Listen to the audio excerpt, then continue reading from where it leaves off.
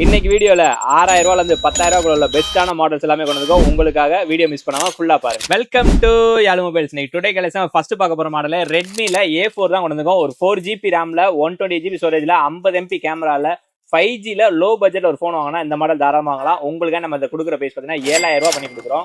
Next பார்த்தீங்கன்னா விவோல ஒரு phone வாங்கணும் அப்படின்னா உங்களுக்கு நம்ம கொண்டு வந்த மாடல் தான் Y28E 4GB RAM 128GB ஸ்டோரேஜ்ல 5Gல நம்ம உங்களுக்கு கொடுக்குற பிரைஸ் பார்த்தீங்கன்னா 8000 ரூபாய் பண்ணி கொடுக்குறோம்.